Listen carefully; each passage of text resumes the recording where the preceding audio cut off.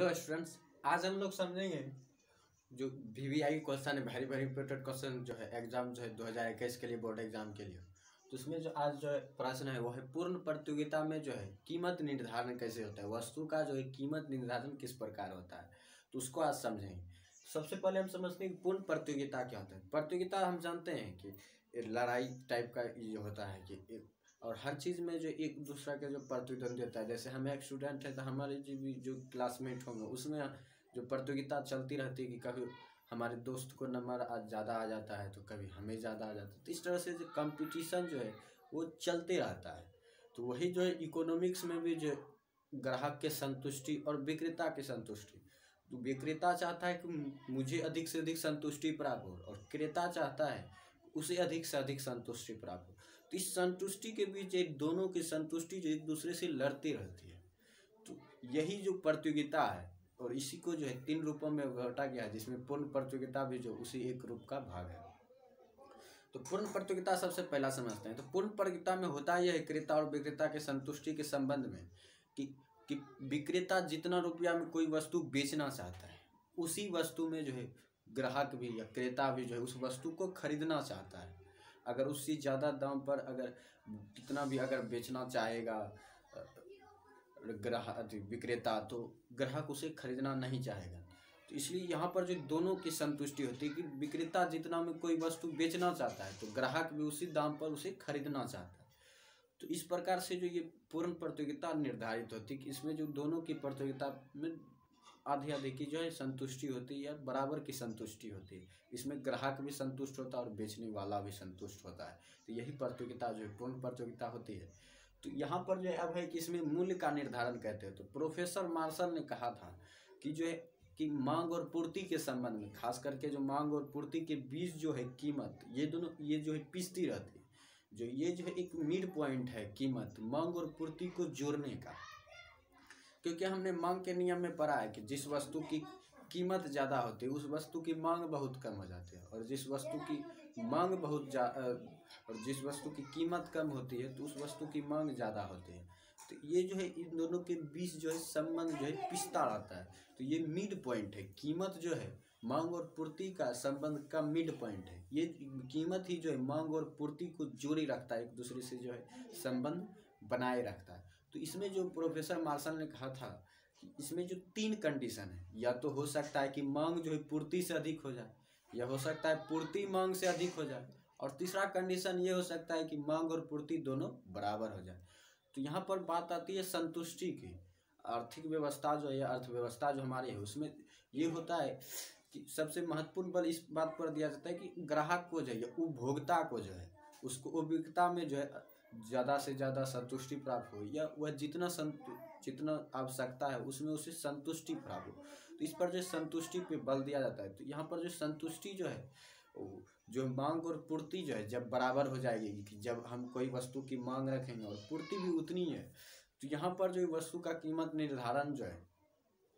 यहाँ पर जो कीमत निर्धारण करना आसान हो जाता है, क्योंकि यहाँ पर जो मांग और पूर्ति दोनों एक दूसरे के बराबर होते हैं। यहाँ पर ना ही किसी को ज़्यादा वस्तुएं होंगी और ना ही वह ज़्यादा कीमत लेना चाहेगा, और ना ही किसी के पास मांग कम होगी कि वह उस वस्तु को नहीं खरीदना चाहेगा। तो इसलिए जो वस्तु का जो प्रोफेसर मार्शल ने जो कहा था कि वस्तु का जो कीमत निर्धारण वहाँ होना चाहिए जहाँ पर जो मांग और जो है पूर्ति बराबर हो, या कहा जाए एक भाषा में तो मांग और पूर्ति जहाँ पर बराबर हो, मांग और पूर्ति जिस बिंदु पर बराबर हो वहाँ पर जो कीमत निर्धारण जो है किया जाता है, किसी वस्तु का मूल्य निर्धारण किया जाता है। इसे ग्राहक से सबसे पहले समझते हैं। एक मान लेते हैं ये डिमांड है, ये सप्लाई है, ये मांग है, और ये पूर्ति है। ये ग्राफ है एक्स और वाई का। अगर हम इसमें एक लकीर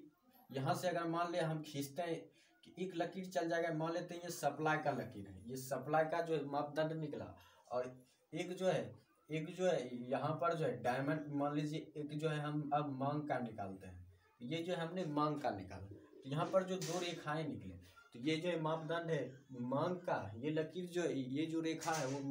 मांग को दर्शाती है, वस्तु के मांग को दर्शाती है। और ये जो है मान लेते हैं इसका नाम दे देते हैं CDAB। यहाँ पर हम मान लेते हैं कि ए बी जो है वो सप्लाई को दर्शा रहा है और यहाँ पर सी डी जो है वो मांग को दर्शा रहा है। तो इस प्रकार से जो यहाँ पर देखिए एक पॉइंट यहाँ पर आ रहा है, मान लेते हैं इसे ई, यहाँ एक पॉइंट आ रहा है, यहाँ पर देखते हैं यहाँ पर जो जितना पूर्ति है उतना ही मांग है, दोनों एक दूसरे के समपाती है, अर्थात मांग और पूर्ति दोनों बराबर है। तो यहाँ पर जो है मांग और पूर्ति जो है दोनों बराबर है। तो यहाँ पर जो है कीमत निर्धारण अगर करेंगे, अगर यहाँ पर वस्तु का कीमत निर्धारण किया जाए तो यहाँ पर जो है कीमत निर्धारण जो है दोनों के लिए संतुष्टिदायक होगा, ग्राहक के लिए भी और बेचने वाले के लिए भी, विक्रेता और क्रेता दोनों के लिए संतुष्टिदायक होगा, क्योंकि विक्रेता के पास जितना वस्तु है उतना जो है ग्राहक उतना वस्तु खरीदना भी चाहता है। तो यहाँ पर जो दोनों को संतुष्टि प्राप्त हुआ, क्योंकि कोई विक्रेता ये भी नहीं चाहता कि मेरा सामान धरा का धरा रहे, वह चाहता है मैंने जितना वस्तु लाया उस सब जो है लोगों की मांग बन जाए, सब वस्तु जो हमारी बिक जाए। तो इस तरह से जो मांग और पूर्ति जो दोनों बराबर होने की चेष्टा एक दूसरे से करते रहते हैं विक्रेता और विक्रेता। तो यहाँ पर अगर हम मूल्य निर्धारण करेंगे तो यहाँ पर जो है पूर्ण प्रतियोगिता में जो मांग निर्धारण करेंगे, जब मांग और पूर्ति बराबर हो जाए तो पूर्ण प्रतियोगिता में जो है वस्तु का कीमत निर्धारण उस बिंदु पर होता है जहां मांग और पूर्ति बराबर होते हैं। इसके अतिरिक्त जो है हमें अगर वस्तु कीमत निर्धारण की आखिर जरूरत क्यों पड़ती है, अब सवाल इसमें ये उठता है आखिर हमें इसकी जरूरत क्यों पड़ती है। इसके दो कारण, एक होता है कि पूर्ति और मांग हमेशा बराबर नहीं होते, इसका यही कारण है कि मांग बराबर नहीं, तो इसलिए इसके दो कंडीशन बन जाते हैं कि पूर्ति या तो मांग से बड़ा हो जाएगा या कभी मांग पूर्ति से बड़ा हो जाएगा। तो ये कंडीशन आ जाते हैं। तो इस कंडीशन में जो अगर सबसे पहला है कि पूर्ति मांग से बड़ा हो जाएगा, जब पूर्ति जो है मांग से वो बड़ा हो जाता है तो यहाँ पर जो है जब बड़ा हो जाता है तो उसको घटने की चेष्टा करता है, क्योंकि उपयोगिता जो है वस्तु की अब उपयोगिता जो है वो उतनी ही रहती है, जो वस्तु की उपयोगिता उतनी ही रहती है जब तक कि उससे संतुष्टि प्राप्त न हो जाए। अगर संतुष्टि के बाद हम अगर किसी वस्तु का उपभोग कर रहे हैं तो वो उसकी उपयोगिता जो शून्य मानी जाती है, उस उपयोगिता से हमें कोई लाभ नहीं होने वाला। अगर मान लीजिए हमारे 5 रोटी से हमारी पेट भर जाते था, अगर हम 10 भी खा ले तो उससे हमें कोई फायदा नहीं होने बल्कि हमें नुकसान ही हो जाएगा। तो इसलिए जो है यहाँ पर जो है तो पूर्ति जो है मांग से बड़ा हो जाता है। इसलिए इसे अगर उपयोगिता तक रहनी है, अगर उपयोगिता संतुष्टि पूर्वक हो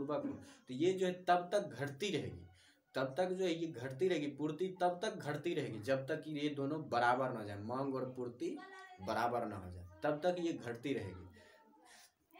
उसके बाद दूसरा कारण आता है कि मांग जो है पूर्ति से बड़ा हो जाता है। तो जब मांग पूर्ति से बड़ा हो जाएगा, तो जब मांग पूर्ति से बड़ा हो जाएगा तो मांग के नियम के अनुसार जो है मांग के पूर्ति नियम अनुसार जो हमने पढ़ा है कि जब वो किसी वस्तु की मांग ज़्यादा होती है तो किसी वस्तु की जो कीमत ज़्यादा होती है, किसी वस्तु की कीमत अगर ज़्यादा होती है तो वस्तु की मांग घट जाती है। तो वहीं पर जो यहाँ पर जो वस्तु की मांग अगर ज़्यादा है तो वहाँ पर पूर्ति घट रही है। तो उस पूर्ति को बढ़ाने के लिए ये तब तक बढ़ती रहेगी, ये पूर्ति जो है तब तक बढ़ती रहेगी जब तक ये मांग के बराबर ना हो जाए,